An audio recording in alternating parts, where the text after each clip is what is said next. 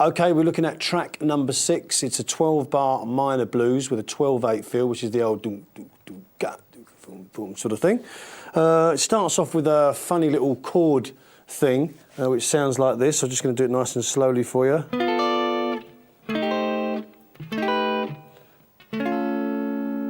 And it goes to the E minor. Just in case you're interested, these chords are B minor 7 flat 5, which is 9 at the D, and then you use your third finger to bar 10 G, 10 B, 10 high E. Take that whole shape down a tone. Okay, then just do exactly the same thing, but just do this, which means putting your second finger on that 7th fret high E string. So now we've got 7 on the D, 8 G, 8 B, and then 7 on the high E. Okay, so far. And then we do this little augmented chord. Okay, which little finger plays 7 on the D, and then your second finger plays 6 on the G, third finger plays 6 on the B, and then your first finger plays 5th high E.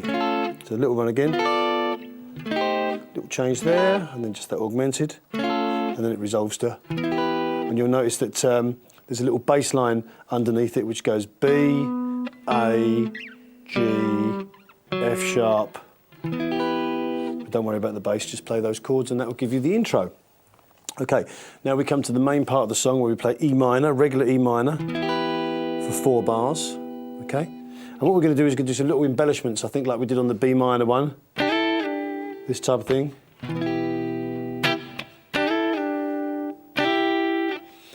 Okay, for the E minor. That goes for 4 bars, then we move to A minor 7, using the same shape as we did for the C sharp one, so the second finger is going to play 5th low E, muting that A with the back side of it, and then the third finger is going to bar across the 5th fret. And we can add a little 9th there with the little finger up on the 7th fret high E string.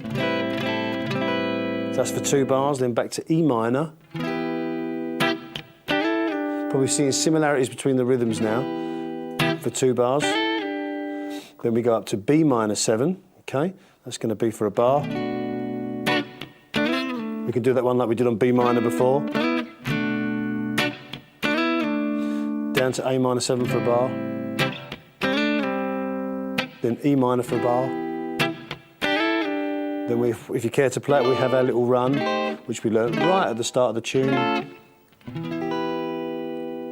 which resolves. So basically very similar to what we did before, sparse chords, or you can play little licks, but very similar to the B minor one, and some of the rhythms similar also to the first tune that we did, which was major, but the rhythms and the way we play it's the same. So I'm just going to do one little, go around the chords with the rhythm ideas, and then we'll move on to some lead.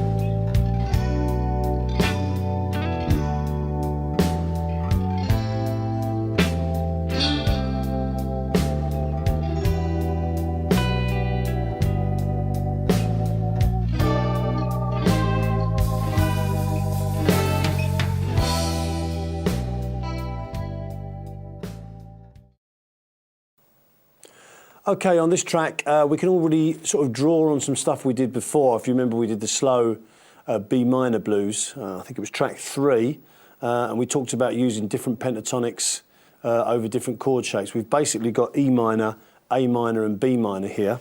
Now, I'd like to point out that you can play the E minor over everything, but if you want to change, do as you do before and do E minor pentatonic over the E minor, A minor pentatonic over the A minor, and B minor pentatonic over the B minor. Now, I'm not going to go through that again because I want to introduce a new concept now to playing this type of thing, and it's actually arpeggios. Now, for those of you who don't know what an arpeggio is, it's basically the notes of a chord. So in the case of E minor, we have E, G and B for a basic minor triad, okay, arpeggio, which is what we're going to use. And we're going to use, going to sort of take a little nod to the hat of Steve Lukather here. We're going to nod our head to him. And the type of thing that he would do with an E minor, for example, is if we're looking at E, G and B, he'll kind of do it like this. So the B will be there, the E will be there, and the G will be there, and that will be the triad. But what he'll do is he'll kind of slide into it, and he'll bend up to the G from a semitone below. And then maybe he'll come back to one of the scale tones there, and then he maybe bend the D up to an E, so he's kind of still staying around that arpeggio.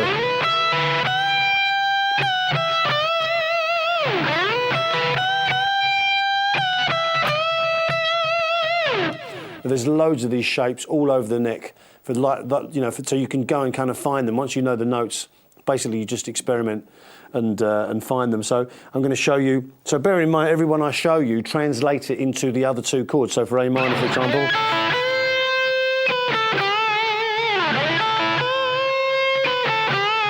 Back to E minor.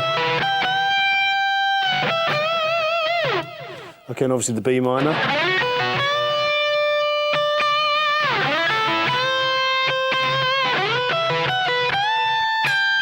And then extend and move them in and out of the pentatonics. So I'll show you another really nice one. If we play here, this is... so we slid up to 9 on the G, which is the root. Then we play the third, B and G. There, and the fifth, B and B. Is bent to by the B string from the A note. So we're bending that 10th fret B string up a whole step.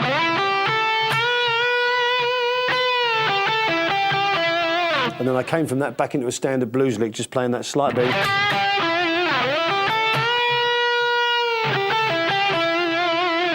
And then bearing in mind again, obviously if that's where the E one is, then just think, well, okay, move the root up to A.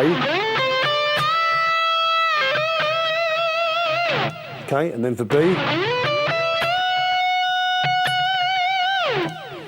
Another little triad idea for E minor, just take that up one further, so you've got a nice little minor 7 there. So we're going 9 on the G for E, then we're going 8 on the B string for the, sorry, that's the E note, and then we come up to the third of the chord, which is a G note on the 8th fret B string. Then the B, which is the 5th on the 7th fret high E, and then we bend the 7th, being the D note on the 10th fret high E string, up to the root again.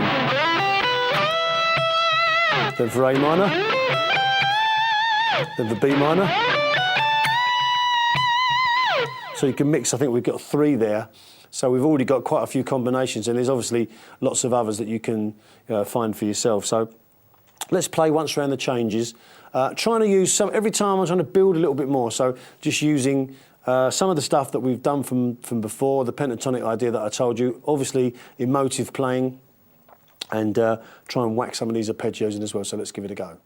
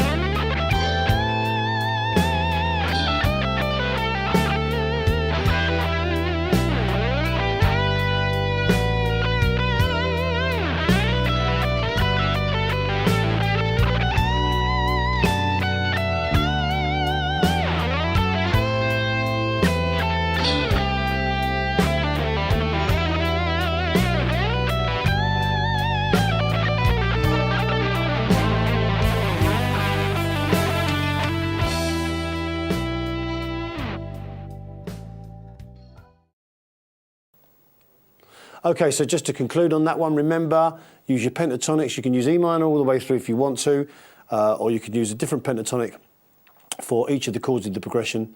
And the arpeggios are really super useful, I think, for sounding emotive and outlining those chords and just generally sounding really, really nice. So there's some ideas for soloing over track 6.